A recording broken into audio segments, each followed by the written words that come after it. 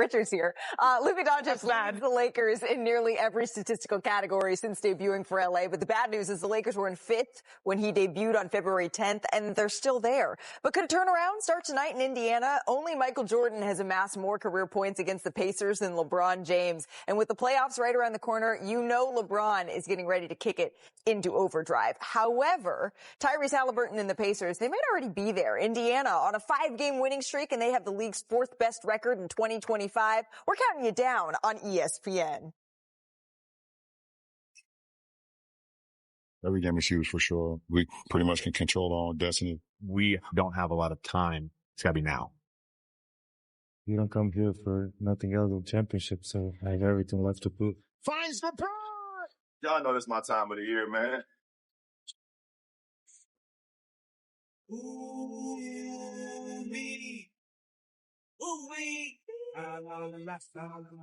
Hey, welcome into NBA Countdown. He is Richard Jefferson. He is Kendrick Perkins.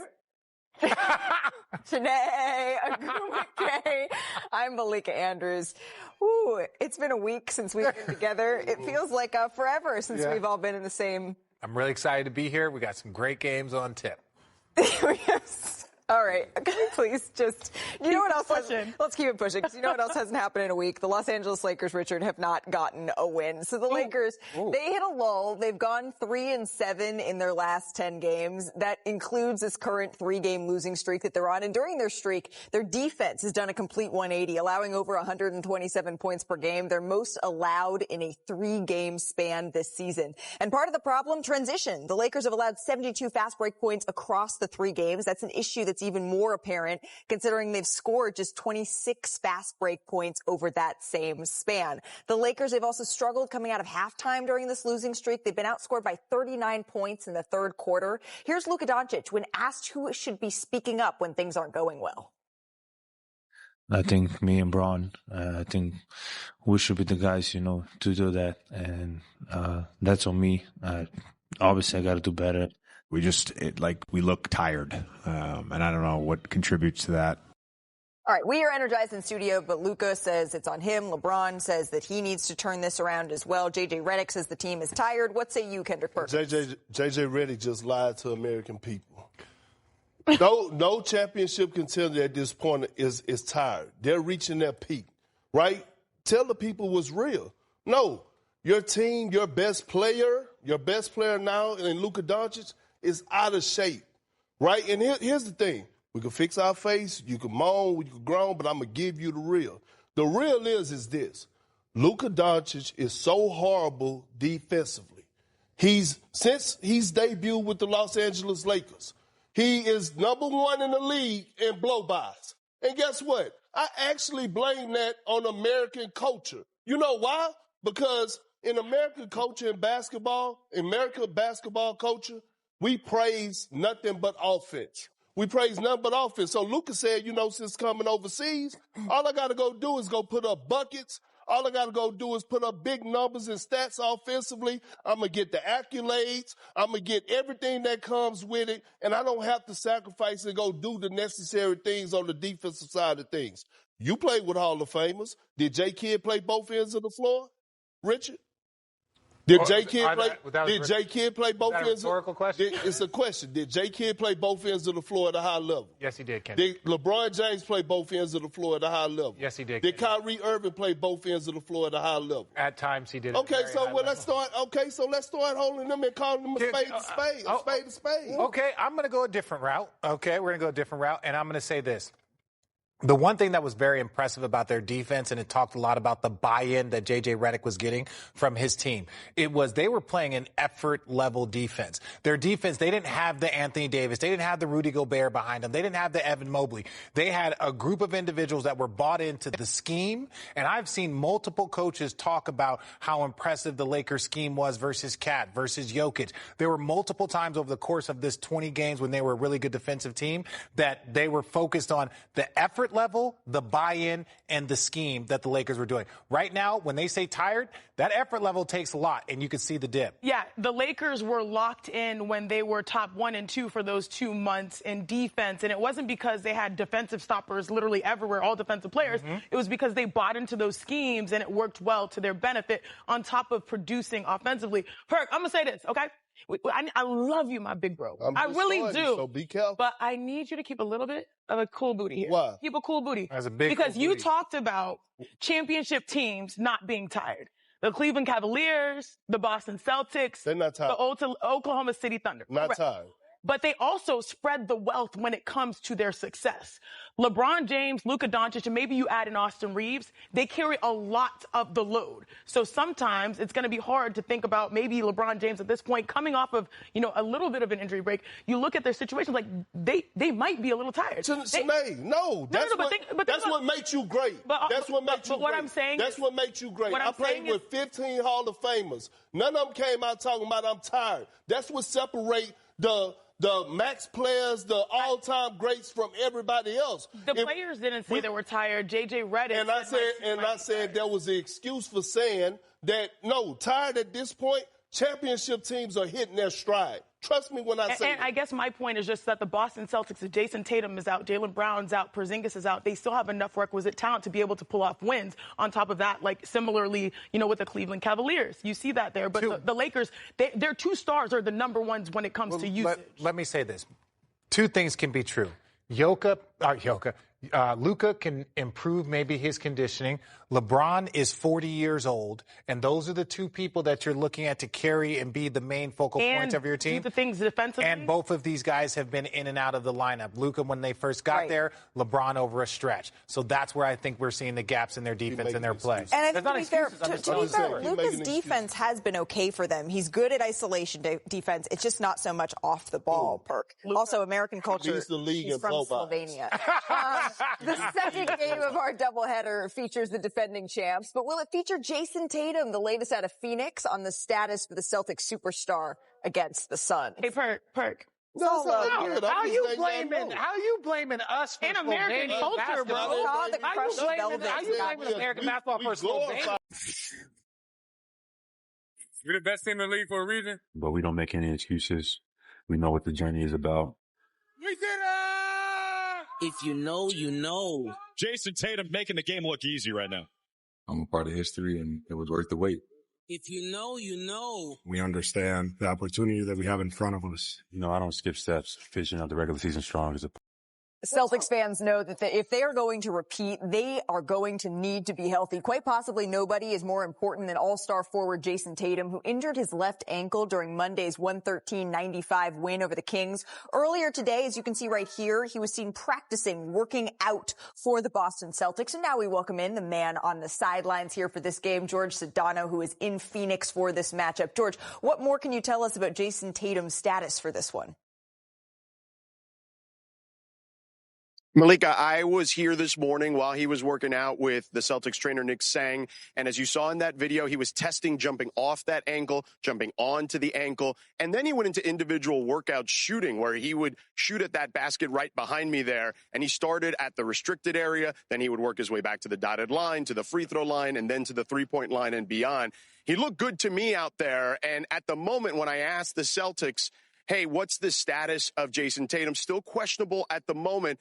And then I asked, well, what will determine whether he plays or sits? And they said it'll be a collaboration between Jason and the medical staff. I spoke to Derek White earlier today about if Jason doesn't play, what do they need to do to try to get a victory today? And he said they need to all step up, right, as a collective. That sounds cliche, but when you look at the numbers of these guys when Jason Tatum has missed games, they're 12-2 in their last 14 when Tatum has missed. And guys like Derek White's points per game increase over 5 points. Jaylen Brown's increases over 6. Porzingis over 3. And Peyton Pritchard goes from nearly 12 points a game to over 20 points a game. Right. So as a collective, they have gotten the job done in the past. But we'll have more word hopefully later on Jason Tatum's availability. Certainly one of the superpowers of these Boston Celtics has been their depth and ability to step up when one man goes down. Jason Tatum officially listed as questionable in this one. George Sedano, thank you so very much. We know that a healthy Jason Tatum, pivotal for another deep Celtics postseason run here. But is he important enough to crack Big Perk's big list? This is NBA Countdown, so instead of 5, we're doing 3. This is Schmedium Perk's so we Schmedium gotta list. make it quick. This no Floor is rules, yours. no group participation. I love y'all, but damn it, this is about me. This is Big Perk's big list of most important players in these playoffs, all right? List. And listen, I want us to all go, but the time and we don't have enough boxes. Bam! Put it up there. Jason Tatum. I don't know if I've ever seen a champion more criticized after he won a championship than Jason Tatum. He was disrespected this entire summer in the Olympics. Even when he won it, people said, oh, he don't have the aura. He don't have a personality. They were just killing him, right? Now is his moment to go take what's his. Go win the finals MVP and another championship. Coming in at number 2, Malika, Shanae, I need y'all both together 3, on this one. 2, 1, bam! There we go. Donovan Mitchell. The Cavs have been balling all season long, but guess what? A Donovan Mitchell-led team has never been to a conference finals, let alone the NBA finals. It's time for him to pull up and show up. Damn it, that's a Texas saying. He got to shine like new money, especially with the defending champions. With the defending champions in his conference. Come on, Richard, me and you together. Come on, Rich. Here we Let's go. go, Rich. Here we 1, go. 2, 3. Bam! There we go. Put it up. SGA, the league leading scorer, most likely going to win the MVP. His team has the best record in the league. He has to perform this postseason. He has to get this Thunder team to the NBA Finals, especially how the rest of the West been looking funny in the light. This is my list, Big Perk's big list of most important playoff players this upcoming postseason. You're saying funny in the light, like the club, time to go home, they turn on the lights, you're like, hold up. Like everyone's like, whoa, Rick Ross, whoa. Sometimes that's when Shanae, that's when you turn around and go, never mind. You know what Donovan Mitchell and Shai Gilgeous-Alexander have in common, Richard? They don't have a championship? Well, they're both in our next ESPN NBA Wednesday doubleheader. Was it a bad list? It was good. Where does Luka fit on the list of most important players in the postseason to his team, Perk? 4. He up there. They traded Anthony Marshawn Davis Jr. for him. They're trying to get back to their winning ways championship against in the LA. Red Hot Pacers. The Dallas Mavericks. I just feel like I got to be better. I feel like every player in the locker room got that same mentality. Finally, Phoenix has overtaken Dallas for the 10th seed. Squabble law. Squabble law. Squabble law. Squabble law. Squabble law. Squabble law. Jackson to the ball. Every game at this point, where we are, it means a lot. Welcome back to NBA Countdown. The Suns, they might be hanging on by a thread, but Richard, we're streaking. We're going through the quad and into the gymnasium, Richard. Phoenix has won 4 straight games for the first time since the beginning of November. They've now officially are in the play-in picture. So, Janae, Perk, what is the biggest reason for this difference in the desert? You know what time it is, big bro, little sis. We're on the same team here. Time to go shot for shot to break down why the Phoenix Suns have been trending upward, especially with the last 4 games. Some notable wins against the Cavs, the Bulls, and of course the Bucks. And the reason why is because their stars are balling out. Devin Booker, Kevin Durant, first and foremost, if you think about these two, they have been tremendous ever since they've had the opportunity to step up. I'm going to go with D-Book, who averages 27 points per game. Of course, you're going to send the double team. He finds his partner in crime, KD, who's over 40% from 3 to knock it down. He's had 12 assists, 10 assists in the last 10 games. And speaking of which, last 2 games, the last 6, he's almost averaged a double-double in that category. It's the passing, but of course, you got to finish him, and that goes towards Kevin Durant. And let me say this. A guy in Kevin Durant who's been averaging over 40 over his last couple of games, in my eyes, the greatest scorer to ever play the game of basketball. You know why? Why? Because he does this so well. And I know this is one play, but this is a crucial play. Point forward right here. He has 7-1 Jared Allen on him. No problem. He's number 1 in NBA history, right? Points off the dribble. Like, no one is even close to him when it comes to points off the dribble, Mr. Kevin Durant. You said it earlier today, women lie, men lie. No, men lie, women have They lie like, too. lie lies. They But lie too. numbers don't. Ever since we started tracking exactly what Perk said, I guess we all lie. And he's the best isolation for the game has ever seen. Go to Richard. He lies all the time. Let's not. The standings don't lie either, Janae, because for the first time since the Super Bowl, right? The Suns, they are in the top 10 in the Western Conference. But Richard, thanks in part to their slow start to the season, they would either have to, they would have to beat the Kings or the Mavs in a single elimination game. And then they'd have to beat either the Warriors, the Wolves, or the Clippers in a win-or-go-home game for the 8th seed. All of that effort, can they do it? I believe they can. Look, to me, the Suns, they're in one of those spots where you look at them and it's like, you have Kevin Durant, 2-time champion, Olympian, like Devin Booker. There is a pride that I think is kind of hitting right now. The option of not even finishing in the top 10, not even making it to the postseason. I think that's what this team is really fueling themselves on. Something's off in Phoenix. I'm not in that locker room. I'm not one of the guys that's going to make up stuff and try and figure it out. But something is off in that locker room for this team of this talent level with a coach that's won a championship and had multiple success. For them to be in this position, I don't know, but they're playing with a lot of pride right now. They got a 12% chance of making it to the postseason. Saying there's a chance. I am saying, Richard Jefferson, that there is. LeBron James has had a busy day, and now he's looking to get back in the win column against the Indiana Pacers. We'll be right back. The Pacers, they've won 8 straight at home and 7 of 8 overall, but it hasn't necessarily been easy. From March 11th to the 20th, Indiana became the first team to win 4 times in a 6-game span when trailing within the final 20 seconds of the fourth quarter of each victory. So everybody knows March Madness, but in case you missed it, we need to catch you up on Indiana insanity, because the way that they have been winning games is absolutely nuts. It started over 2 weeks ago. We're going to show you this play right here. The Pacers took down the Bucks, down 3, under 5 seconds left. Tyrese Halliburton nailed the 4-point play. And he called out Dame time. That was the shout out Pacers assistant coach Jenny Bouthage on that one. Yes, Jenny. So Richard, how difficult is How that difficult shot? is this shot? Let me just say this. I've never hit this shot ever in the course of my life. You guys want me to try and shoot it? Hey, you're going to throw me the ball. Watch me brick this, everyone. Watch it. He is running full speed. And he has to stop and pivot. Like you are now. He's still floating. And he's got a 7-foot monster in front of him. Dude! Oh. Yeah! Oh!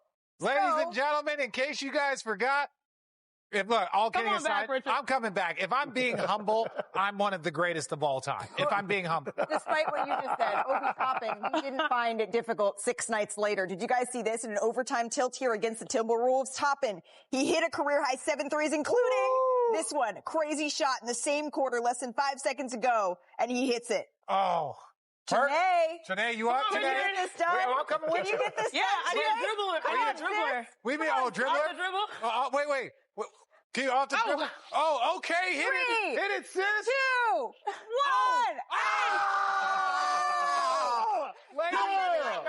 Here he is. Numbers live. So Kendrick Perkins. What? The Pacers. They were not finished, sis. What did I do this time? I'm going to fast forward. Andrew Nembhard. Game-winning 3 against the Nets. Bear down. But we're doing this first. Ben Mathurin. He makes 3 clutch free throws here in pressure to force overtime. Looking like when Sarah the lights Barker. are the brightest, Kendrick Perkins. We 2 for 2. At the free throw line. 2 for 2. Hey, listen, I was about 63%. What Ben I was about Mathurin did. 63% for my career. Post-career, I'm probably 90. Okay. All right, You just need to make one for us to be 3 for 3. You got it. Follow through. Come on, Perk. Oh! Wait, it's all right. It's All right, that lane violation. Lane violation. Oh, there we go. Take Hold on, swing it back. Don't stop. I know he's getting mulligan warm-ups. Just saying. Don't stop. Okay. You get one more. Yeah, one more. Come on. I'm going to say that Listen, almost you're got putting up the Shaq numbers Mathurin. right now. 50%. We'll There we take go. it. Take it.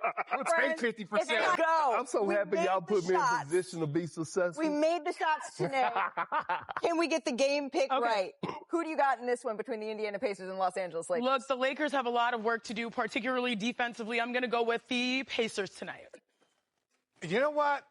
I'm going to say the Lakers. I have no reason why. I just feel like once you're standing up for it. Because we got fixins in the back. Once criticism starts hitting them, I think that's when the Lakers start playing well. Now I feel really small. Perks. Come on, Perks. With that power stand on suit business. Listen, Stand on business, the Perks. Lakers lost to the Magic. The Magic are one of the worst offensive teams in the league.